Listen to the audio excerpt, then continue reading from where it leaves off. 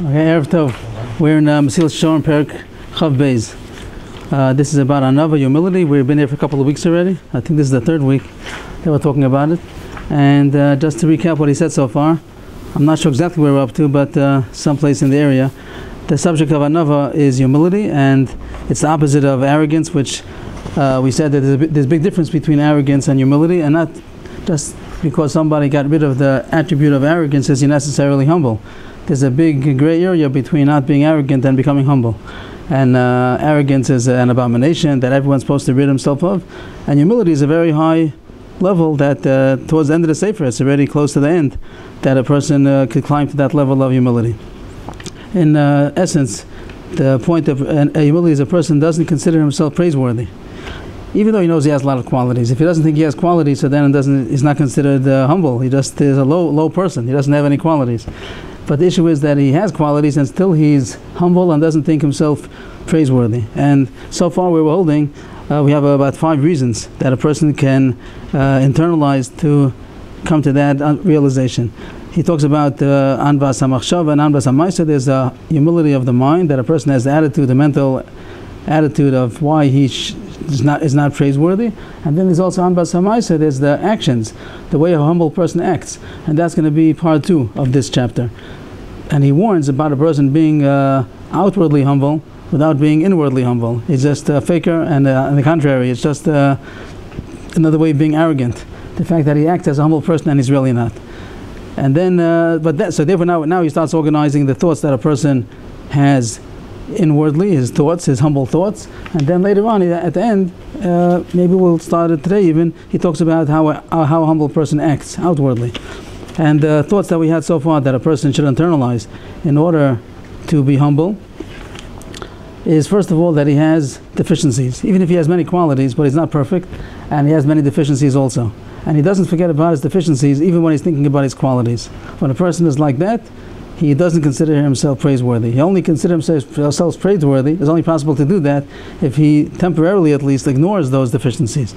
But if he doesn't ignore it, so he can't feel himself praiseworthy, because he's thinking of his deficiencies simultaneously when he's thinking of his qualities, and he knows that he's not perfect, and therefore when he's not perfect he doesn't feel that he doesn't feel legitimate, he doesn't feel qualified that he should be considered praiseworthy. After that, he said that even in the qualities themselves, that was one point about having deficiencies, that the deficiencies dampen and dim the glow of his worthiness, and therefore even though he has reasons to be worthy, but he's not perfect and not fitting for praise, kavod and tila. And the second point was that even within the qualities, not only the fact that he has deficiencies, but his qualities also is not enough reason to be considered praiseworthy. First of all, because it's not perfect in his quality either. Even if he has a very big quality, but it's not perfect. He gives an example of a person who's smart, even though he's very, very smart, but he also makes mistakes. And sometimes he needs other people to correct him, even though even sometimes people that are lower than him have to correct him, and his students themselves correct him.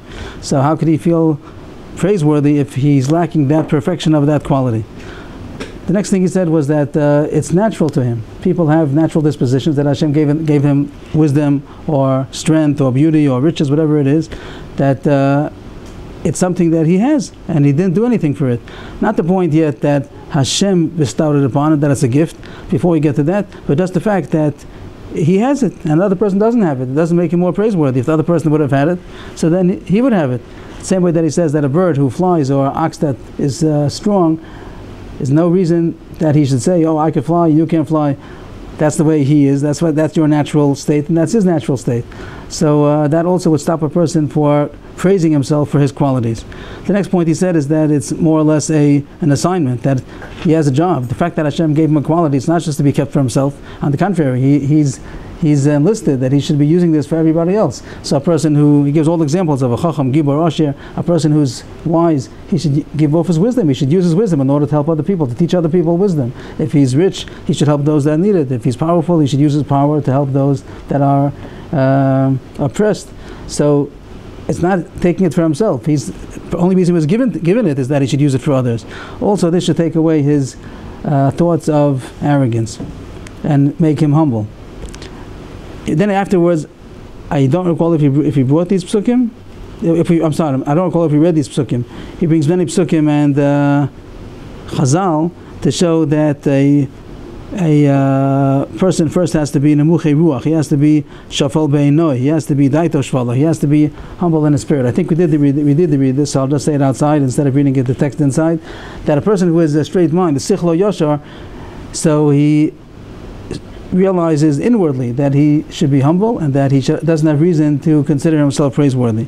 And it means many psukim about David HaMelech, that he was shafal be'inoi, and how great are the nemuchei ruach, people who are, their spirited is low. The low spirit is not the people that are broken. We said that doesn't mean they're broken spirited in a way that he's a broken person, that he's depressed and broken. That doesn't mean that. It means that his gaiva is broken. He doesn't consider himself praiseworthy. That's the point of being a anav, the anvas hamachshava. And he brings Avrohom, said, I am dust and ashes. Moshe said, what are we? David said, I'm a worm and not a man. All this is because a straight heart does not allow himself to be seduced into thinking that his qualities make him praiseworthy. Again, first of all, because he knows his deficiencies. As deficiencies stop him from that glow that he would radiate if he would be perfect. No, not perfect. There's this deficiencies, and then he says again, well, we just finished saying that he didn't reach the epitome of that level, and now he says that the one more point that he didn't say yet is that it's God-given. The fact that a person has qualities is that Hashem gave it to him. When Hashem gave it to him, it's even a different point than saying that it's his nature. Before we just said that it's his nature. Even if a person wouldn't attribute it to Hashem giving it to him. But you have it, you were born with it, he wasn't born with it. That's already a reason not to be considered praiseworthy. This is what you have, this is natural to you. But now he adds on another point that Hashem gave it to you. So now he says that the point is even embarrassing. The fact that a person is lacking and he has nothing on his own and he got a handout. So the same way that a poor man is embarrassed when he gets something because it's not him, he didn't do it, Hashem, someone gave it to him. So too, when a person has a quality, now he flips the coin on him. Not only shouldn't it be a reason to be arrogant, on the contrary, it should be a reason to make you shamed and humbled, that you're being bestowed with presents that Hashem is showering upon you. So that's not a reason to be arrogant. On the contrary, it's a reason to be humbled. This is fascinating how he starts off with a thought that somebody had, then he's using it for arrogance, and now he takes the same thought and says, on the contrary, this itself should be a reason why you should be humbled. The fact that Hashem gave you and you don't have it on your own, so you got a handout. So we have already one point of deficiency and then another 4 points. Altogether he said 5 points, the way I see it, that he said about 5 points of why a person should not consider himself praiseworthy. One is because of deficiencies, and then he said 4 points about the fact that even the quality also doesn't allow him to consider himself praiseworthy. One is because he's not perfect even in the quality, and that it's natural to him, and that it's an assignment is supposed to be used for other people, and that it's God-given. Hashem gave it to him, and therefore, since it's a present, so you should, on the contrary, we should even feel humbled because of it. We did finish the the whole paragraph, and now I recall, we spoke about Nehemiah and Chizkiyahu, 2 great people, Hasidim Gedolim, but they were punished because they credited themselves for qualities that they had. They did have qualities, but since they credited themselves to the point that even asked in their own merit, so they were punished. Of course, at a slight punishment, on that level. But here it says that Nehemiah, that his book was not called on his name because he credited himself. The fact that he asked Hashem in his own merit, so his book was not called on his name. It became annexed to Ezra, and the whole book of Ezra Nehemiah is called Ezra. Nowadays, the printers do call it Nehemiah. It was printed by Christian printers. That's how we have our Tanakh. It started from the Christian printers. I think Daniel Bumber. What was it before that? Before that, it was called Ezra. The book is called Ezra. Chazal called the book Ezra, even though halfway mark it starts with Divrei Nehemiah ben Chachalya, but the book is called one book. When you call 24 books, you'll get 25. If you're going to count it Ezra and Nehemiah separate, you have 25 books of Tanakh, but they're only 24. This is with Shmuel being... No, Shmuel, Aleph and Beis also, it's just that the printers, the Christian printers, when they pricked Shmuel and Divrei Hayamim and Malachim, it was a fat book, so they put it into 2 volumes and they called it Shmuel Aleph and Shmuel Beis. That's not Chazal at all, that's just a printer. And bigger than the Prokim, also from the Goyim, all the chapters, the Goyim invented them, and many times they did it. It's practical. You could say it's practical to be able to find the place, but sometimes the division is not true. The way they divided it is not smart. Sometimes why did we use theirs? Because they had the printing press. no chiddush, no halach, no reason. They had the printing press, and we weren't able to print on our own, and we used this form that they printed. There was somebody, I think his name Daniel Blumberg. Anybody familiar? Bloomberg, or something like that. He's the first printer. Gutenberg. Okay, and I think they even have the original ones of the first printing of now it's collector's items. They have the Shas that was printed by he printed many of the Sfarim that were very code the Sifrei Kodesh. I saw once from Rabbi Akiva Kamenetsky that what is that? He was German, no? Or Vienna maybe, I'm not sure. Okay, the Venice, I don't know. But it's you can find these things out simply. So the Prokhom are not Jewish, and Rabbi Akiva Kamenetsky said that if he'd be able to, he would change it. He would change it and not use it anymore. But some people have made an attempt to print Tanakh. They're doing it now to print a Tanakh that's not, what is that? Posen made.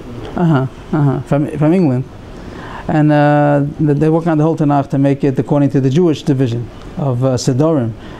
But Nach, how does it get divided there? How the Jews did it? The Nach, not the inferior. Oh, the way we have it now is the Prokhom was also from the Goyim. Right, I'm saying how would they divide? So there was I think that they have in the old Kisvei Yad and the old Jewish manuscripts. So they have a certain division. How you have in the divisions have it now also. The Samach, they have Samach Sidorim. It's called Sidorim. There's a theory that's brought down in one of the Chumashim that it would help a person if he goes according to that, he'd be able to finish the Tanakh every year. It's enough to finish the Tanakh every year. Besides Parsha Shavua, besides the Torah that you do on a weekly basis, if you learn a Seder a day, you'll finish the Tanakh every year. It sounds nice. Sounds like that could be a nice theory of what the division was. But the program that we have, the chapters are printed by the Goyim, and it's not authoritative at all. Rabbi Kamenetsky said he would have liked to abolish it, but it's just not possible because all the references are always, in all this form, are all referring to that division. It could be nowadays with computers we can change it if it be an interest enough. I'm sure Mashiach's going to come. We're not going to use that division anymore. There are some where it's conspicuous that it shouldn't have been done that way. Sometimes you could argue, yes, not, but sometimes it's really against the Masorah of the division of the Parshiot, the way the indentations, it doesn't fit. Sometimes logically also we don't understand why they divided it that way. Okay, how do we get into the subject? That was Ezra Nehemiah. So one of those things is that they made the book of Nehemiah. There is no such book of Nehemiah because Chazal say that the whole book is annexed to Ezra. It's one big book of Ezra Nehemiah. And that was because he had attributed his credit to himself and he davened in his own merit. And Chizkiah, also it says that he davened that Hashem should save Yerushalayim in his merit, and Hashem answered him, I'm going to save it for David Lamani or Laman David Avdi, and that was like a pinch that he didn't get answered in his own merit, he got answered in the merit of others. And the Gemara says a person should not daven for his own merit, he should daven in the merit of others. Anybody that depends himself on his own merit, so they're going to depend him, even if they do save him, they're going to do it on the merit of others. So it's not a praiseworthy thing that a person should consider himself worthy of being saved or some favor being done to him in his own merit. He should ask for man naschinam. He should ask for an undeserved, or in the merit of others, like we have sometimes chosavos. We ask in the merit of our forefathers, but not in our own merit. So this was the subject of reasons that a person should not be arrogant. On the contrary, he should be humble. And even besides not blowing himself up more than he is on a simple level, which would be even a nucky, even back many levels earlier, a person is expected that he shouldn't make himself more than he really is. A person on this level, he realizes that even the qualities which he does have, also, if he's going to take credit for it, he's really blowing himself more than he really deserves. He has deficiencies, and he's not perfect, and Hashem, even in this quality, and it's his nature, and it's supposed to be used to give to others. He's just given it as a deposit that he should be taking care of others, and that it's God-given. Hashem gave it to him, and therefore he should feel embarrassed and shamed, not arrogant. Just to make one point before we go further, is that some of these reasons would also apply to a person's bechira, but some of them would not. Means, in other words, there are some qualities people have that is not their free choice. It wasn't their free choice. It wasn't their merit at all, because they were given it, like wisdom. A person was given wisdom. A person was not given wisdom. That Hashem gave to him. Surely a person is included here that he has no reason to feel that he did anything. But there is an area of bechira. we're in this world only because of our free choice, that Hashem gives us a evil inclination and a good inclination, and a person makes a decision. So over there, you might say that he did do something. Over there, he's the one who did it. So some of these reasons would apply, some of them wouldn't. Means, if you go through the list, does he have other deficiencies? Yes, he has deficiencies. Even within his Bechira also, he has deficiencies. Even if in one area he's doing well in his Bechira choices, but in others he's not. So that would take down his claim to praiseworthiness. And is he perfect in his Bechira? Also, he's not perfect in his Bechira. Even in the areas where he is successful, also he can't claim that he's perfect. He probably would agree that he's not perfect, even in the quality that he claims. But the other point that he says that it's his nature, so there it won't be his nature. Bechira is not his nature. That's something that he actually did. And did Hashem give it to him? Hashem didn't give it to him either. Hashem gave him. This is your call. You call the shots now. So Hashem gave him many qualities, but then Hashem says that now this is the area of your free choice. So over there, some of the reasons would apply, that he shouldn't be arrogant. Some of them would not apply. Just to point out, there's a famous Yeshivas Ramban, the letter of the Ramban he wrote to his son, and he tells him one of the main issues there is about being humble. And he doesn't say the reason that the Mesillas says, he just says a different reason, just to point out what it is, and maybe why the Mesillas doesn't say it like that. The point that Shalom Aleichem, welcome back. Good to see you. So the point that the Ramban says in this famous letter, Yeshivas Ramban, is that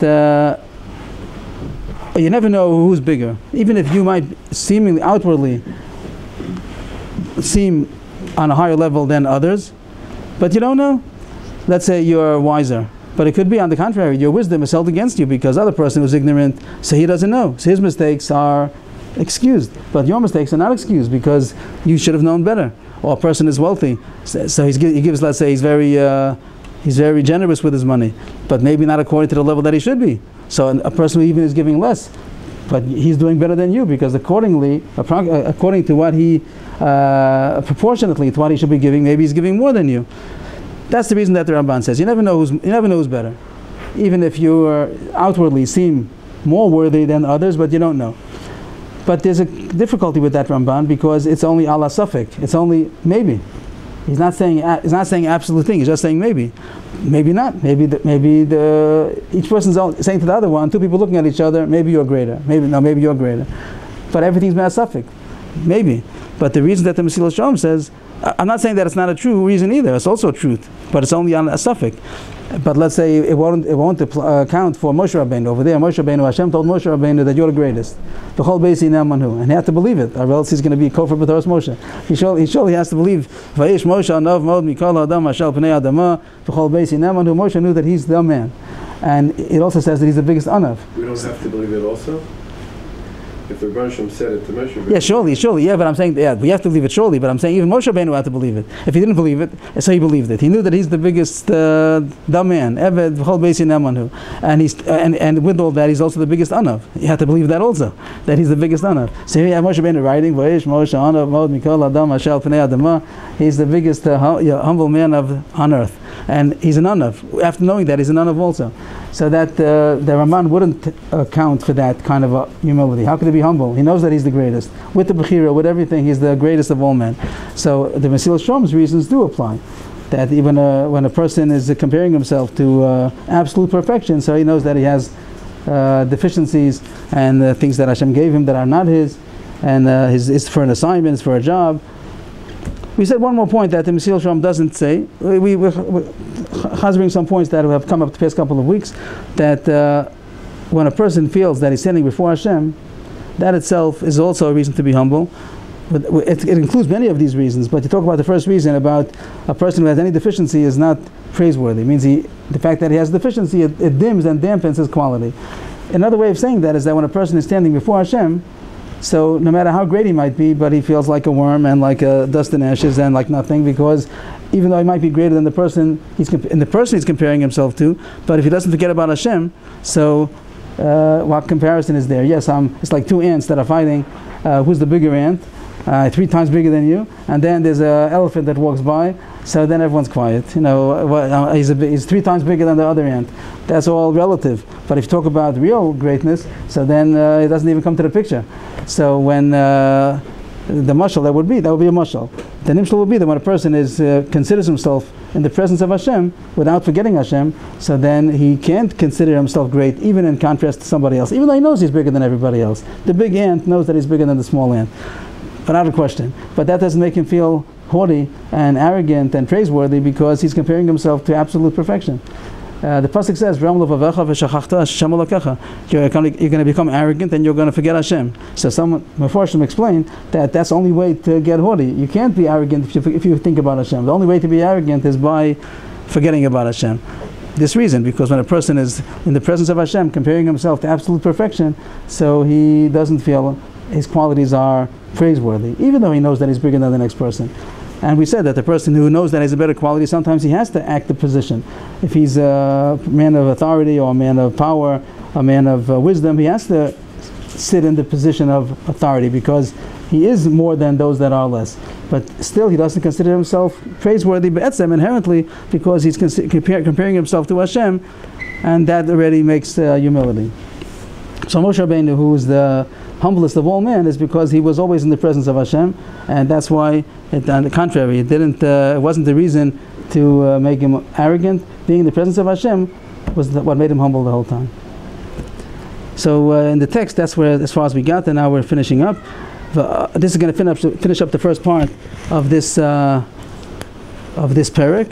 about Anvas HaMachshava. V'amnam kol zeh hu mima sheroy lahashiv alibo mi sheyeh k'Avrohom k'Moshe k'Aaron k'David u'shar chasidim shezacharnu. All these reasons that we said, these are good answers for those who are so great, like Avrohom, Moshe. These are the examples he brought before. Avrohom said, I'm dust and ashes. Moshe and Aaron said, what are we? David said, I'm a worm. And the other Hasidim we mentioned, which will be Nehemiah and Chizkiyahu.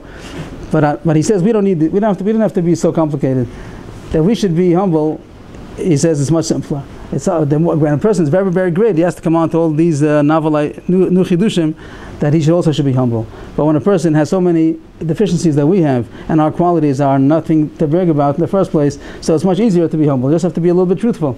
That's how he ends off. We're the orphans of the orphans. We don't need all of this big lumdus. We have many, many deficiencies. You don't have to have a deep study to see our lowliness. And anybody that's going to think that he's worthy, he's just not looking in the mirror. Like it's just take the facts the way they are. You don't have to have all these lumduses. Just take the actual deficiencies, and you see that our milas are not qualities. And all of our wisdom is like nothing, even if we're very smart in comparison to other people of our generation. If you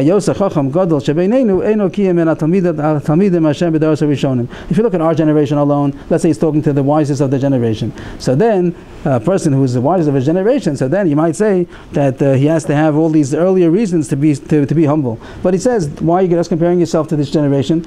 Compare yourself to a few generations back. So even the smartest of our generation is only of the students of the earlier generations. We should realize this truthfully, and we shouldn't be arrogant needlessly. It means it's really chinam, it's really for nothing. It's a needless arrogance, that's baseless arrogance. We should realize that our knowledge and wisdom is very weak. We have a lot of foolishness and we make a lot of mistakes. What we do know is only very, very little. He's all talking within the mashal of wisdom. He took wisdom as the example of a reason to be haughty. He could have taken other qualities also, but he says that wisdom is the main quality that people attribute to themselves because it's in their nobler faculties. If he has strong muscles, okay, but if he has a strong mind, so that's more noble, and people attribute it to themselves more. So he says that that quality, which is the greatest of all, in our generation, it's very easy. Everyone shouldn't have to take such a big dose, such a strong medication in order to be humble. A small dose of it should already do enough, because we don't have so much to be arrogant for in the first place. So it's not fitting to us, not appropriate to elevate ourselves above others at all. We're just fitting for us humiliation and lowliness, and that goes without saying. So with this he finishes the first part of his parak, of this chapter, which is talking about Anvas HaMachshava, the mental attitudes of humility, that a person has to first be humble in his mind. He has to be inwardly humble.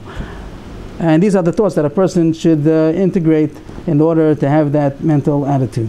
And now he goes on to the second part, which is anvas hamaisa, which means that a person also has to act humbly also. It's not enough, it seems, that it's not enough just to have those inward thoughts.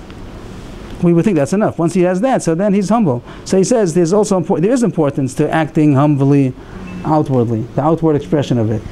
And it's a very interesting point, because we would think that whatever follows is already natural. Once he really did internalize the thoughts of humility, so we would think that any outward expression is going to be already memela, it's going to be automatic, because if that's what he thinks of himself, he doesn't think of himself praiseworthy, so then he's going to act so. But it seems, I'm just suggesting that it seems that a person has to work on that also. He has to work on applying his inward humility to have outward expression, that he has to also act humbly. And now he's going to tell us 4 categories of humble acts, how a person acts. But he warned us again that a person shouldn't work on Chelek Beis before Chelek Aleph. If a person, I didn't say it accurately, that he shouldn't work on it first. He shouldn't work on it only. That's more accurate. He shouldn't just work on his outward humility without working on his inward humility, because that's just going to create a bigger balgaiva, because he's really arrogant inside, and he's just arrogant with his humility. He's going to say, I'm also the humblest of all. Besides all my other qualities, I'm also the most humble. So he says that the person, he warned about that back in Gaiva, and he again recalled it in the beginning of this parak. He said that a person is only going to be an anav b'maaseh if he's only going to be an outward humble person, then it's a dangerous thing. He says it's the worst of all. Asher ein ba'olam ram behem, nothing worse than that.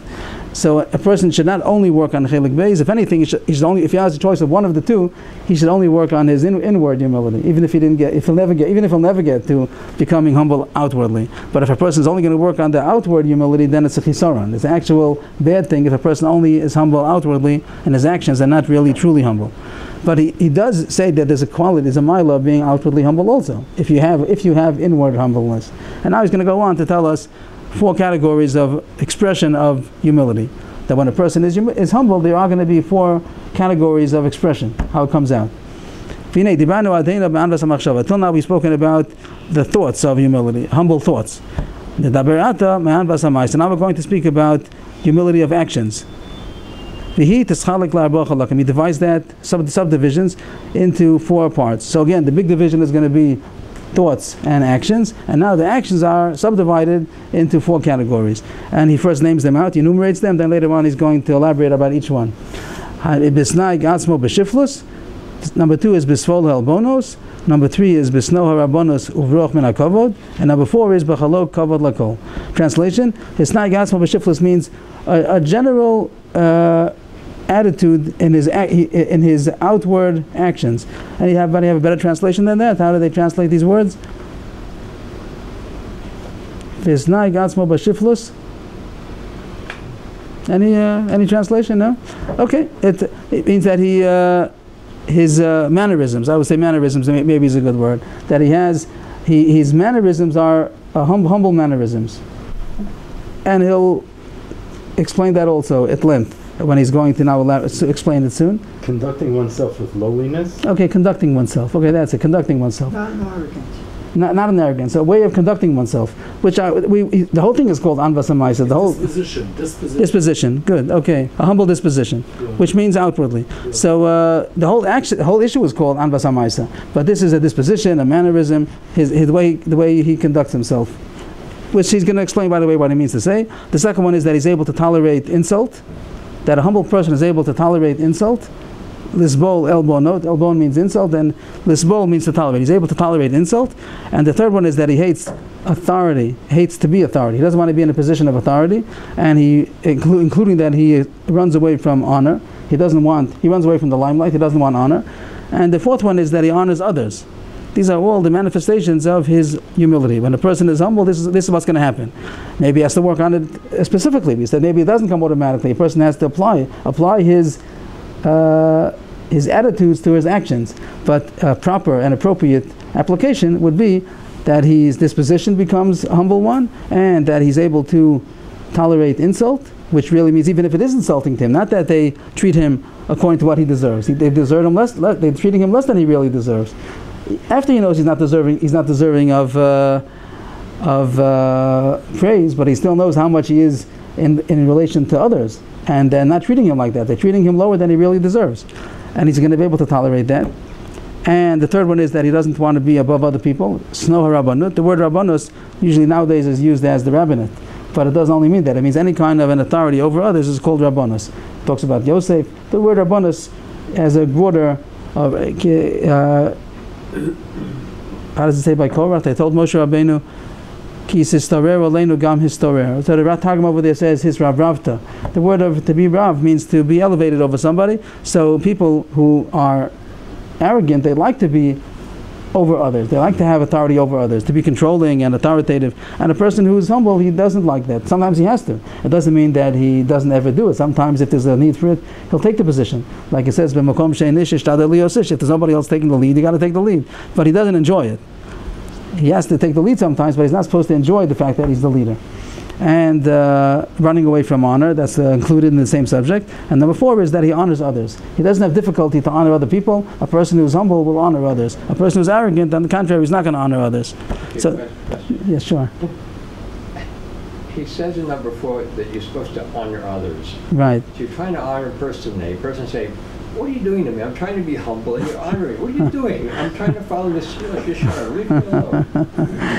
So I think that the person who's getting honored, sometimes he's going to say that if he's doing it undeservedly, if he's trying to say it, if he's going to apply to him qualities that he really doesn't deserve, he's going to say so. He'll say so. But if he's going to say the qualities that he did deserve, the quality that he did earn, but he's thinking about all of his other chesronos and that he hasn't reached perfection in this and that it's God-given, all these cheshbonos that he's going through his mind, it is true. But the other person is saying, that's not my business. I don't have to think about your deficiencies. That's not my issue. I don't have to think that it was God-given. It's true, but you're God-given quality. What is his intention in saying honor others? So I think he's going to explain himself at length, but at this point, before we get to what he says, I would understand that there is a necessity to honor people because that's how you give value to any quality that exists. When you have a room or a community or a household, any kind of a group of people, in order to express your value for any quality, you have to show where it fits in the gradation of things. Where does it fit into the picture? Who's the smartest in the community? So if he's not honored as such, then he doesn't fit into the picture. His quality is not honor. Is not shining. It isn't there. It's being suppressed. So the importance of giving honor to others means to honor each thing the way that it deserves. And a person who's humble doesn't have difficulty in doing that. He says this person deserves this much honor, and some people even more than him. What I'm trying to get at is normally in education, you want to praise others, encourage them to build their self-esteem. So I don't think that's the point, Dafka. You're saying that people do look at it like that, but I'm not sure if that's the point. Is the point of giving honor in order to make people feel good? Is that the point of honor? So I don't know if that's the point. I'm questioning that the point of honor is in order to express value where it belongs. He's talking about encouragement. So it's equivalent, or no? The point is to make somebody feel good. When you're saying to encourage somebody, it means I want to make him feel good. That a person should know his value. Praising what, hey, you solved that problem. You're only 7 years old. Congratulations. Everything is true, and the person feels good. Right, that's true. And you're telling him that he can do it again. You solved this. You can go on to be successful. Yeah. It isn't your purpose now that he should realize what he is in contrast to perfection. That's not your point. You just want to encourage him that he could go on and be successful. But a person, and it's not a bad midah that he should know what he's doing. The people who need encouragement, it means that they don't realize their value. If a person thinks that he's lowly, that doesn't make him humble. We said that in the contrary. The Ramchal says an ironic point, that if a person thinks he doesn't have a quality, he's not humble. He's just a lowly person.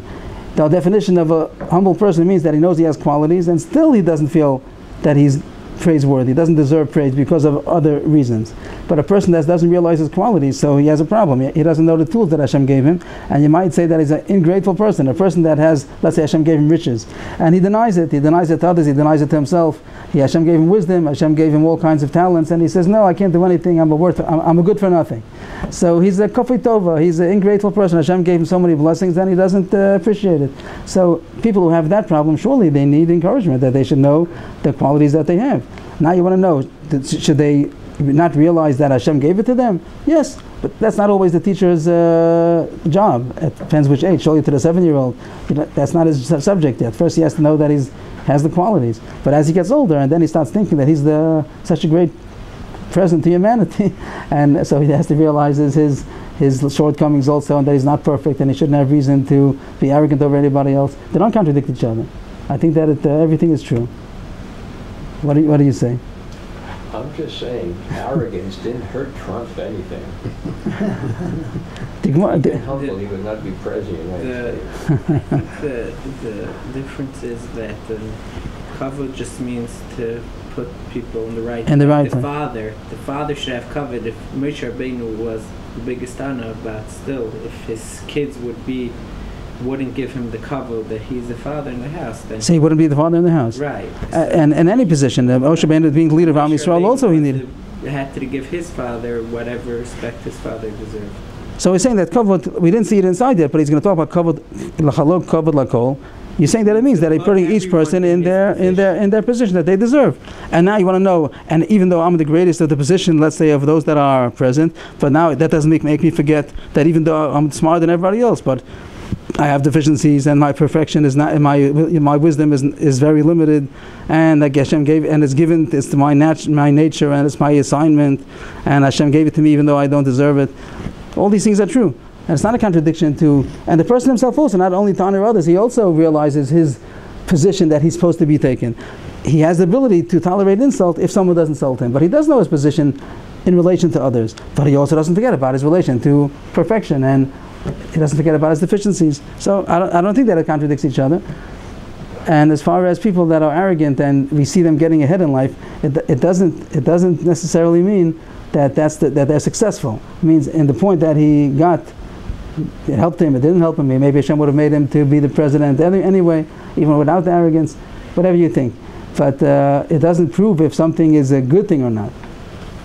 The Gemara says, chutzpah is malchusa bolotaga. The Gemara says that chutzpah is kingship without a crown. It means that it also gets people places. But the Gemara is not praising it. It's as if he has power that's unauthorized power. That chutzpah gets him places. But on the contrary, the Gemara is going to say that it's a bad thing. But in this world, sometimes it will get him places. That Geneva also, you might say, they say crime never pays, but you don't always see it. Sometimes it seems that it did get someplace. But in the long run, it's not going to pay. And so surely the chutzpah is not going to pay in the long run. Azus is a bad thing. But the Gemara describes sometimes how it looks in the world that this got him ahead. So if you see somebody that his arrogance seems to get him ahead, it's not going to be a proof that it's a worthy attribute. It's not worthy for most of us. But Trump is different. He got it to an extreme, and he was needed to be president. I don't know how long he's going to last. Okay, so this was just introduction of the new subject called Anvas HaMaisa. Just to dip in a few minutes, just to dump into it.